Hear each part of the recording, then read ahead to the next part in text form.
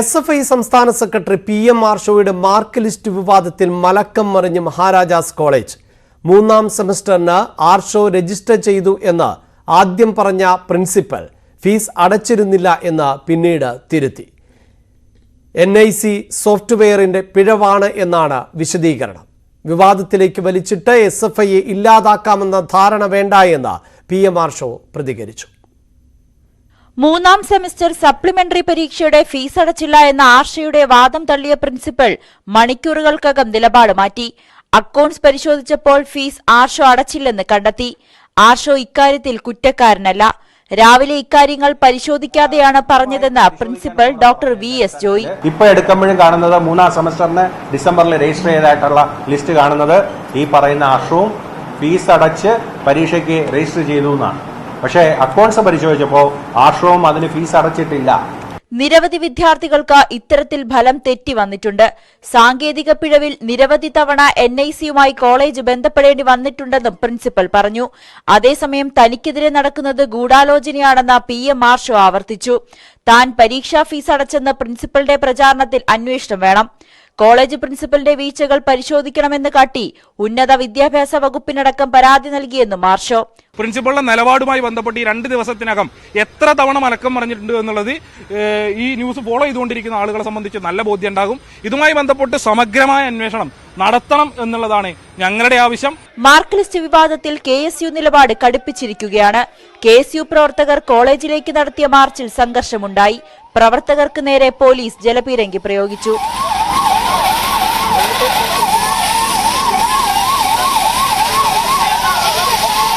News 18 Kochi. Mark list വിവാദത്തിൽ SFI സംസ്ഥാന secretary PM ആർഷോയെ പിന്തുണച്ച് CPIM സംസ്ഥാന സെക്രട്ടറി MV ഗോവിന്ദൻ. SFIക്കെതിരെ വലിയ ഗൂഢാലോചന നടക്കുന്നുണ്ട്. തെറ്റായ വാർത്തകൾ ചമയ്ക്കുന്നുവെന്നും പരീക്ഷ എഴുതാത്ത ആൾ എങ്ങനെ ജയിച്ചു എന്നത് അന്വേഷിക്കണമെന്നും MV ഗോവിന്ദൻ പറഞ്ഞു. SFI ആണ് എങ്കിൽ പരീക്ഷ എഴുതേണ്ട എന്നതാണ് കേരളത്തിലെ അവസ്ഥയെന്ന് രമേശ് ചെന്നിത്തല. ആർഷോയെ ന്യായീകരിക്കുന്ന MV ഗോവിന്ദന്റെ നിലപാട് ലജ്ജാകരമാണ്. നേതാക്കളെ കണ്ടാണ് അണികളും പഠിക്കുന്നത് എന്നും രമേശ് ചെന്നിത്തല പറഞ്ഞു.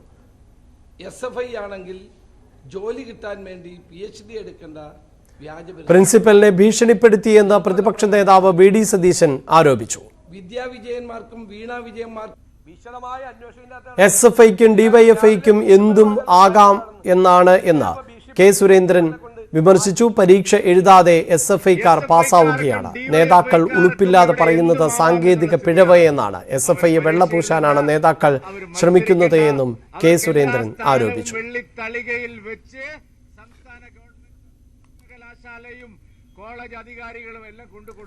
ഉന്നത വിദ്യാഭ്യാസ മേഖലയിൽ വഷളായ ആ വാർത്തയിലേക്ക് വരാം.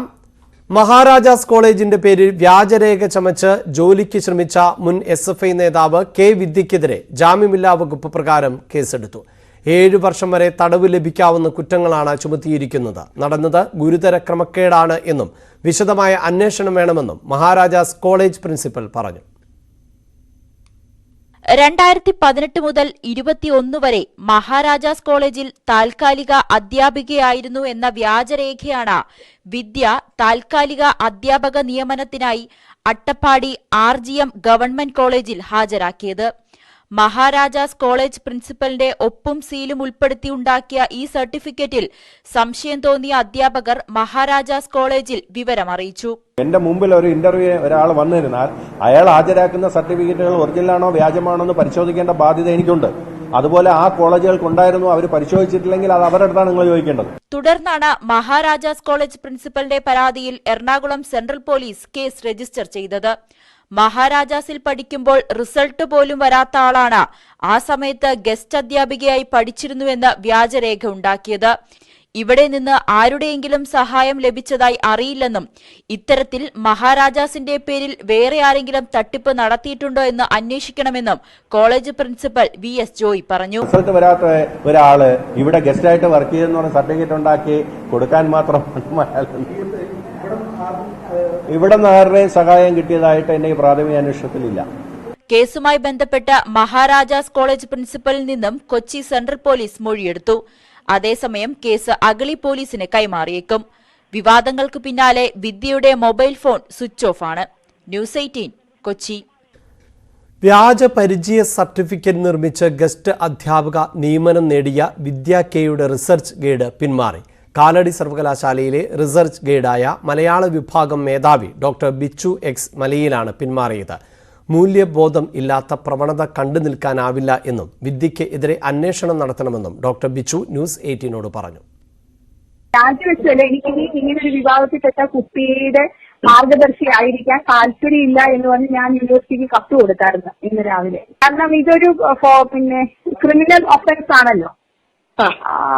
ക്രിമിനൽ അപ്പൊ ഞാൻ ഇങ്ങനെ എഴുതിയിരിക്കുന്നത് കുറ്റാരോപിത ആയതിനാൽ നിയമപരമായി നിരപരാധിത്വം വെളിപ്പെടുത്തുന്നത് വരെ വിദ്യാർത്ഥിയുടെ ഗൈഡായിട്ടിരിക്കാൻ മേൽനോട്ടം നൽകാൻ എനിക്ക് മേൽനോട്ടം നിർവഹിക്കാൻ താല്പര്യമില്ല എന്നുള്ള വിവരം അറിയിക്കുന്നതുണ്ട്. വ്യാജ പരിചയ സർട്ടിഫിക്കറ്റ് ഉണ്ടാക്കി ഗസ്റ്റ് അധ്യാപക നിയമനം നേടിയ മഹാരാജാസ് കോളേജിലെ പൂർവ്വ വിദ്യാർത്ഥി വിദ്യാ കെയ്ക്ക് SFIയുമായി അടുത്ത ബന്ധം. പഠനകാലത്ത് SFI പാനലിൽ മത്സരിച്ചു വിജയിച്ച വിദ്യ യൂണിവേഴ്സിറ്റി യൂണിയൻ ജനറൽ സെക്രട്ടറിയായും ക്ലാസ് റെപ്പായും തെരഞ്ഞെടുക്കപ്പെട്ടിട്ടുണ്ട്. DYFIയുടെ യുവതാര യൂത്ത് ലിറ്ററേച്ചർ ഫെസ്റ്റിവലിൽ വിദ്യാ കെ പ്രമുഖർക്ക് ഒപ്പം വേദി പങ്കിട്ടിരുന്നു. ഗസ്റ്റ് അധ്യാപിക നിയമനം ലഭിക്കാൻ കാസർഗോഡ് സ്വദേശിനിയായ വിദ്യയ്ക്ക് വ്യാജരേഖയുണ്ടാക്കാൻ SFI നേതൃത്വവും ചില അധ്യാപകരും കൂട്ടുനിന്നു എന്നാണ് ആരോപണം. മഹാരാജാസ് കോളേജിലും കാലടി സർവകലാശാലയിൽ പഠിക്കുമ്പോഴും വിദ്യ SFI പാനലിൽ മത്സരിച്ചു വിജയിച്ചിട്ടുണ്ട്. കാലടി സർവകലാശാല യൂണിയൻ ജനറൽ സെക്രട്ടറിയായും മഹാരാജാസിൽ പഠിക്കുമ്പോൾ ക്ലാസ് റെപ്പായും തെരഞ്ഞെടുക്കപ്പെട്ടു. വിദ്യ എന്ന വിദ്യാർത്ഥിനി ഇവിടുത്തെ SFI ഭാരവാഹിയായിരുന്നു, SFI പ്രവർത്തകയായിരുന്നു. അവർ 2019 ഇവിടുത്തെ ഒരു എക്സ്പീരിയൻസ് സർട്ടിഫിക്കറ്റ് കോളേജിന്റെ സീലും ഒക്കെ വ്യാജമാക്കിയിട്ട് ഉണ്ടാക്കിയിട്ട് തേടാണ്. ക്യാമ്പസ് വിട്ടുവെങ്കിലും SFIയുടെ പരിപാടികളിലും വിദ്യ പങ്കെടുക്കാറുണ്ടെന്നാണ് അടുത്ത വൃത്തങ്ങൾ വ്യക്തമാക്കുന്നത്. എഴുത്തുകാരി കൂടിയായ ഇവർ ഫോർട്ട് കൊച്ചിയിൽ വെച്ച് നടന്ന DYFIയുടെ യുവധാര യൂത്ത് ലിറ്ററേച്ചർ ഫെസ്റ്റിവലിലും സജീവ സാന്നിധ്യമായിരുന്നു. കഥ വേറിട്ട ശബ്ദം കേൾപ്പിക്കാൻ എന്താണ് വഴി എന്ന സംവാദത്തിൽ പ്രമുഖർക്കൊപ്പം പങ്കെടുത്തു. KP രാമനുണ്ണി ഉൾപ്പെടെയുള്ളവർക്കൊപ്പം വിദ്യ വേദി പങ്കിടുകയും ചെയ്തിരുന്നു.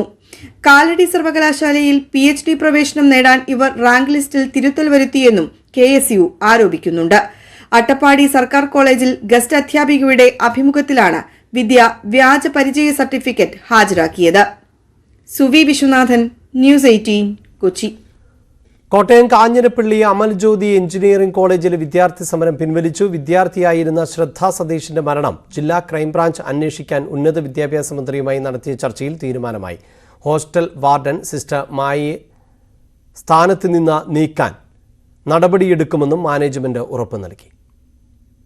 ശ്രദ്ധ സതീഷിന്റെ മരണം ജില്ലാ ക്രൈംബ്രാഞ്ച് DYSP അന്വേഷിക്കുമെന്നതാണ് ചർച്ചയിലുണ്ടായ പ്രധാനപ്പെട്ട തീരുമാനം. ആരോപണ വിധേയയായ ഹോസ്റ്റൽ വാർഡൻ സിസ്റ്റർ മായയെ തലസ്ഥാനത്ത് നിന്ന് നീക്കം ചെയ്യാൻ നടപടിയെടുക്കുമെന്നും ചർച്ചയിൽ മാനേജ്മെന്റ് ഉറപ്പു നൽകി. അവർ കുറ്റക്കാരെങ്കിൽ നടപടിയെടുക്കാൻ കോളേജും പോലീസും അതിന് ബാധ്യസ്ഥരാണ്. ആ നിലയിലുള്ള നടപടി ഉണ്ടാവും. ക്രൈംബ്രാഞ്ച് അന്വേഷണത്തിൽ കുറ്റക്കാരാണെന്ന് കണ്ടെത്തിയാൽ മാത്രമാകും ആരോപണ വിധേയരായ മറ്റ് അധ്യാപകർക്കെതിരെ നടപടിയുണ്ടാകുക. കോളേജിലെ കൌൺസിലിംഗ് സംവിധാനം കാര്യക്ഷമമല്ലെന്ന് വിദ്യാർത്ഥികൾ പരാതിപ്പെട്ടു.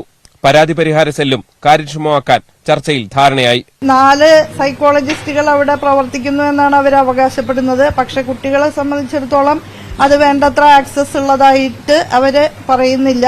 ചർച്ചയ്ക്ക് പിന്നാലെ മാനേജ്മെന്റ് പ്രതിനിധികൾ പ്രതികരിച്ചിട്ടില്ല. ചർച്ചയിൽ പൂർണ്ണ തൃപ്തിയില്ലെന്ന് വിദ്യാർത്ഥികൾ അറിയിച്ചു. എന്നാൽ സമരം തൽക്കാലത്തേക്ക് പിൻവലിക്കുകയാണ്. HOD സസ്പെൻഡ് ചെയ്യണമെന്ന് ഞങ്ങൾ ആവശ്യപ്പെട്ടത് അത് അംഗീകരിച്ചിട്ടില്ല.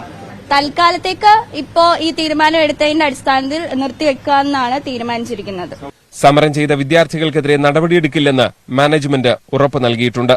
സ്വാശ്രയ മേഖലയെ ആകെ കാർന്നു തിന്നുന്ന നിരവധി പ്രശ്നങ്ങളാണ് വിദ്യാർത്ഥികൾ അമൽ ജ്യോതി സമരത്തിൽ ഉയർത്തിക്കാട്ടിയത്. ഇത്തരം പ്രശ്നങ്ങൾ പരിഹരിക്കാൻ സംസ്ഥാന തലത്തിൽ ആത്മാർത്ഥമായ സർക്കാർ ഇടപെടലാണ് ഉണ്ടാകേണ്ടത്. ഇമ്മാനുവൽ തോമസിനൊപ്പം G Sreejith, News 18, Kanjirappally. Engineering college വിദ്യാർത്ഥിയെ സ്വകാര്യ ഹോസ്റ്റലിൽ മരിച്ച നിലയിൽ കണ്ടെത്തി. തൊടുപുഴ അൽ അസർ കോളേജിലെ 2ാം വർഷ മെക്കാനിക്കൽ എഞ്ചിനീയറിംഗ് വിദ്യാർത്ഥി AR അരുൺ രാജിനെയാണ് മരിച്ച നിലയിൽ കണ്ടെത്തിയത്. ആത്മഹത്യയാണ് എന്നാണ് പ്രാഥമിക നിഗമനം. കുറച്ചുനാളായി അരുൺ രാജിന് മാനസിക സമ്മർദ്ദം ഉണ്ടായിരുന്നു. ഇത് ആത്മഹത്യയിലേക്ക് നയിച്ചു എന്നാണ് പ്രാഥമിക നിഗമനം. സംസ്ഥാനത്തെ അക്കാദമിക് കലണ്ടറിൽ മാറ്റം വരുത്തി പൊതുവിദ്യാഭ്യാസ വകുപ്പ് 2023-24 വർഷത്തെ അധ്യയന ദിനങ്ങൾ 205 ചുരുക്കി. വിദ്യാഭ്യാസ മന്ത്രി വി ശിവൻകുട്ടിയുടെ അധ്യക്ഷതയിൽ ചേർന്ന QAP അധ്യാപക സംഘടനകളുടെ യോഗത്തിലാണ് തീരുമാനം. വേനൽ അവധി ദിവസങ്ങൾക്ക് മാറ്റമില്ല. ഏപ്രിൽ 5 വരെ പ്രവൃത്തി ദിനമാകും എന്നായിരുന്നു മുൻപത്തെ തീരുമാനം. യോഗത്തിൽ അധ്യാപക സംഘടനകളുടെ അഭ്യർത്ഥന മാനിച്ചാണ് 210 സ്കൂൾ പഠന ദിവസങ്ങൾ എന്നത് 205 പഠന ദിവസങ്ങൾ എന്നാക്കി നിജപ്പെടുത്തിയത്. 13 ശനിയാഴ്ചകൾ മാത്രമേ പ്രവൃത്തി ദിനമാക്കൂ എന്ന് മന്ത്രി പറഞ്ഞു. ഗുണ്ടാ നേതാവ് സഞ്ജീവ് ജീവയെ ലക്നൌ കോടതിയിൽ വെടിവെച്ചു കൊന്നു. ഗുണ്ടാ തലവനായ മുക്താർ അൻസാരിയുടെ അടുത്ത അനുയായിയാണ് സഞ്ജീവ് ജീവ. BJP നേതാവായിരുന്ന ബ്രഹ്മദത്ത് ദ്വിവേദിയെ കൊലപ്പെടുത്തിയ കേസിലെ പ്രതിയാണ്. നിരവധി ക്രിമിനൽ കേസുകളിൽ പ്രതിയായ ഇയാളെ വിചാരണയ്ക്കായി കോടതിയിൽ എത്തിച്ചപ്പോഴാണ് അജ്ഞാതർ വെടിവെച്ച് കൊലപ്പെടുത്തിയത്. അഭിഭാഷക വേഷത്തിൽ എത്തിയ അക്രമികളെ കണ്ടെത്താനായിട്ടില്ല. സഞ്ജീവ് ജീവയെ കൊലപ്പെടുത്തിയ ഉടൻ തന്നെ ഇവർ സംഭവസ്ഥലത്ത് നിന്ന് രക്ഷപ്പെട്ടു. ആക്രമണത്തിൽ ഒരു പോലീസുകാരനും പെൺകുട്ടിക്കും പരിക്കേറ്റിട്ടുണ്ട്.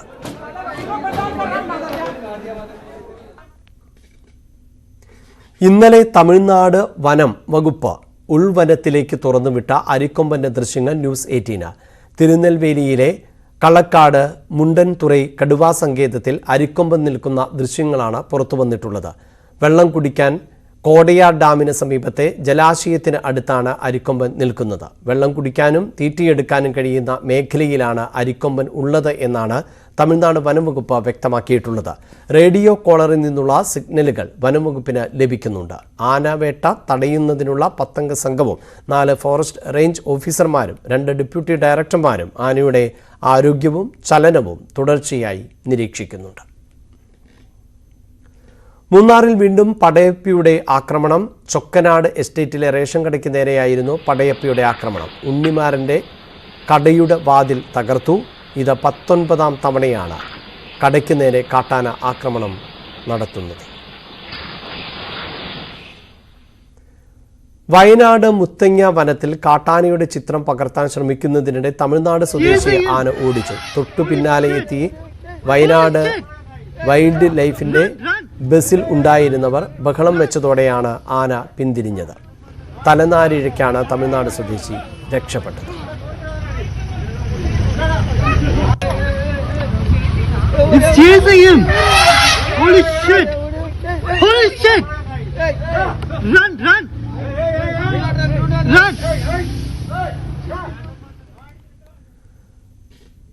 കാലവർഷം 2 ദിവസത്തിനുള്ളിൽ കേരളത്തിലെത്തിയേക്കും. കേരള തീരത്ത് കാലവർഷം എത്തിച്ചേരാനുള്ള അനുകൂല സാഹചര്യങ്ങൾ ഒരുങ്ങി. തെക്കൻ ജില്ലകളിൽ വ്യാപക മഴയും ലഭിക്കുകയാണ്. 6 ജില്ലകളിൽ ഒറ്റപ്പെട്ട ശക്തമായ മഴയ്ക്ക് സാധ്യതയുള്ളതിനാൽ യെല്ലോ അലർട്ട് പ്രഖ്യാപിച്ചിട്ടുണ്ട്. വാർത്തയുടെ വിശദാംശങ്ങളുമായി ഉമേഷാണ് ചേരുന്നത്. ഉമേഷ്, കാലവർഷം എത്തുന്നു എന്നുള്ളതാണ് വിവരം. ഒപ്പം സംസ്ഥാനത്ത് പല ഭാഗത്തും ഇപ്പോൾ തന്നെ മഴ ലഭ്യമായിട്ടുണ്ട്. എന്താണ് വിവരങ്ങൾ?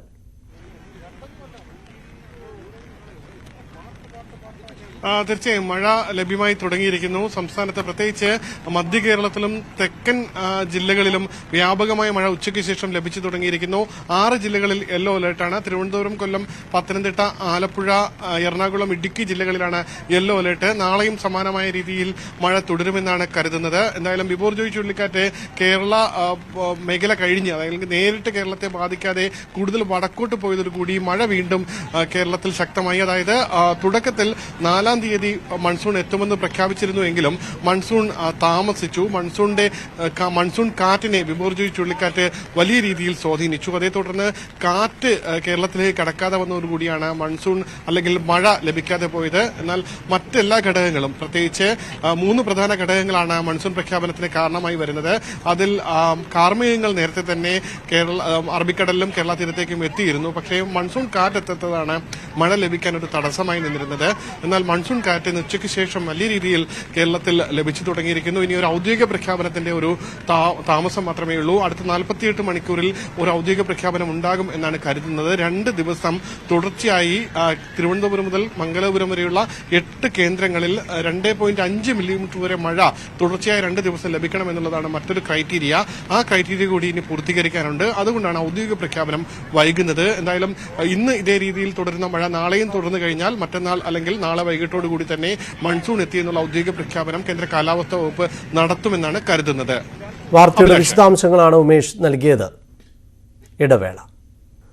ഗുസ്തി താരങ്ങളുടെ സമരം താൽക്കാലികമായി നിർത്തിവെച്ചു. കേന്ദ്ര കായിക മന്ത്രി അനുരാഗ് ഠാക്കൂറുമായി നടത്തിയ മാരത്തോൺ ചർച്ചയ്ക്ക് ശേഷമാണ് തീരുമാനം. അന്വേഷണം പൂർത്തിയാക്കാൻ ഈ മാസം 15 വരെ സർക്കാർ സമയം ആവശ്യപ്പെട്ടു.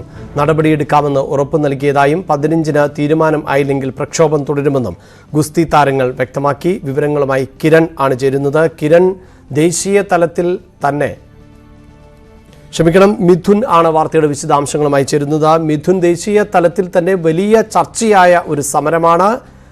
പ്രത്യേകിച്ച് പുതിയ പാർലമെന്റ് മന്ദിരത്തിന്റെ ഉദ്ഘാടന ദിവസത്തിലടക്കം ഇപ്പോൾ സർക്കാർ തുടർച്ചയായി വിഷയത്തിൽ ഇടപെടുന്നു. നേരത്തെ ആഭ്യന്തരമന്ത്രി അടക്കം ഈ വിഷയത്തിൽ ഇടപെട്ടിരുന്നു. എന്ത് ഫോർമുലയാണ് സർക്കാർ മുന്നോട്ട് വെച്ചിട്ടുള്ളത്?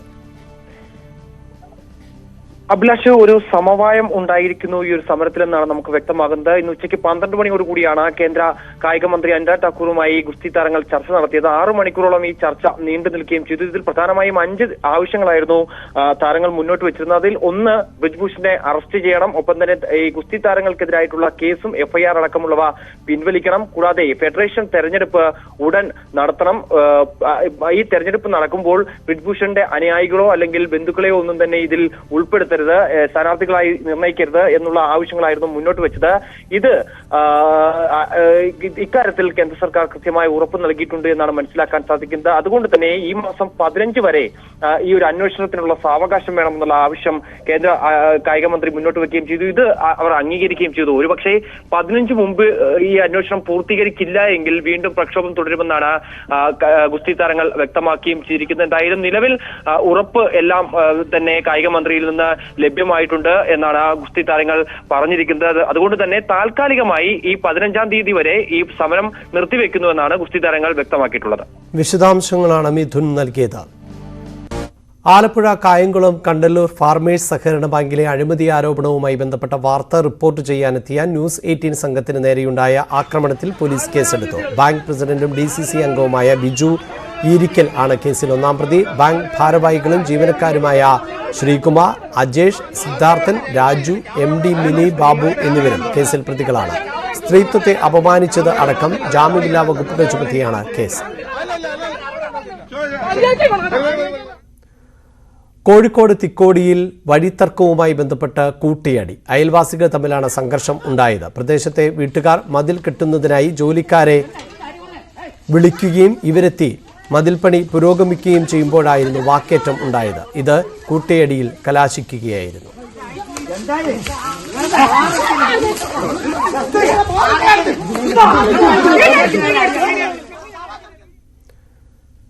മറ്റു വാർത്തകൾ ചുരുക്കത്തിൽ. ഉന്നത വിദ്യാഭ്യാസ മേഖലയിൽ വഷളായ സ്ഥിതിയെന്ന് മുസ്ലിം ലീഗ് സംസ്ഥാന ജനറൽ സെക്രട്ടറി PMA സലാം. എന്തു തോന്നിയാസവും ചെയ്യാമെന്ന സ്ഥിതിയാണ് എന്നും PMA സലാം. കേരള റെസ്ലിംഗ് അസോസിയേഷനെതിരെ പോലീസിൽ പരാതി. മുൻ ഇന്ത്യൻ കോച്ച് ജാസ്മിൻ ജോർജിന്റെ വെളിപ്പെടുത്തലിൽ അന്വേഷണം ആവശ്യപ്പെട്ടാണ് പരാതി നൽകിയത്.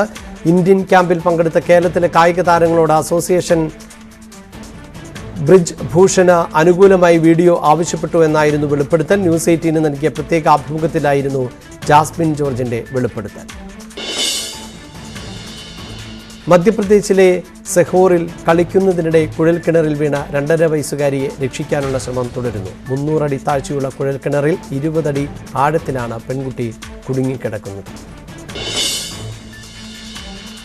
ലോക കേരള സഭയുടെ മേഖലാ സമ്മേളനത്തിൽ പങ്കെടുക്കാൻ മുഖ്യമന്ത്രി പിണറായി വിജയൻ നാളെ അമേരിക്കയിലേക്ക് തിരിക്കും. അമേരിക്കയിൽ നിന്ന് മുഖ്യമന്ത്രി ക്യൂബയിലേക്കും പോകും. 18 വരെയാണ് മുഖ്യമന്ത്രിയുടെ അമേരിക്ക ക്യൂബ സന്ദർശനം. മുഖ്യമന്ത്രിയുടെ വിദേശ സന്ദർശനത്തിനെതിരെ പരിഹാസവുമായി കെ സുരേന്ദ്രൻ. മണ്ടന്മാർ ലണ്ടനിൽ എന്ന പോലെ മുഖ്യമന്ത്രിയടക്കം നാളെ വിദേശത്തേക്ക് പോകുന്നു എന്ന് സുരേന്ദ്രൻ.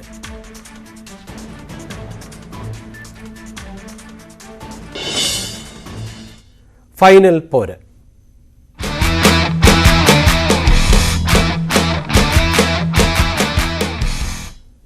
ലോക ടെസ്റ്റ് ചാമ്പ്യൻഷിപ്പ് ഫൈനലിൽ ടോസ് നഷ്ടപ്പെട്ട് ബാറ്റിംഗിനിറങ്ങിയ ഓസ്ട്രേലിയയ്ക്ക് 3 വിക്കറ്റുകൾ നഷ്ടമായി. ലഞ്ചിന് പിരിയുമ്പോൾ 2 വിക്കറ്റ് നഷ്ടത്തിൽ 73 റൺസ് എന്ന നിലയിലായിരുന്നു ഓസ്ട്രേലിയ. പിന്നീട് ബാറ്റിംഗ് തുടർന്ന ഓസ്ട്രേലിയയ്ക്ക് മാന്നസ് ലബൂഷെയിന്റെ വിക്കറ്റ് കൂടി നഷ്ടമായി. 2 റൺ എടുക്കുന്നതിനിടെ ആദ്യ വിക്കറ്റ് പോയ ഓസീസിനെ ഓപ്പണർ ഡേവിഡ് വാർണറുടെയും മാന്നസ് ലബൂഷിന്റെയും ചെറുത്തുനിൽപ്പാണ് തുണച്ചത്.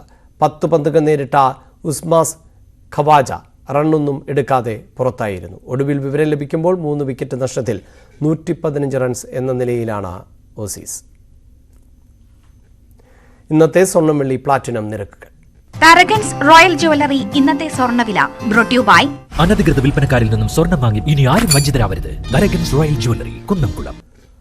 സ്വർണം ഗ്രാമിന് 5550 രൂപ, പവൻ 44,400, വെള്ളി 78, കിലോഗ്രാമിന് 78,000, പ്ലാറ്റിനം ഗ്രാമിന് 3615 രൂപ. തരകൻസ് റോയൽ ജ്വല്ലറി ഇന്നത്തെ സ്വർണ്ണവില ബ്രോട്ട് യു ബൈ അനധികൃത വിൽപ്പനക്കാരിൽ നിന്നും സ്വർണ്ണം വാങ്ങി ഇനി ആരും വഞ്ചിതരാവരുത്. Tharakans Royal Jewellery Kunnamkulam. വാർത്തയിൽ ഇന്ന് പൂർണ്ണമാകുന്നു. നമസ്കാരം.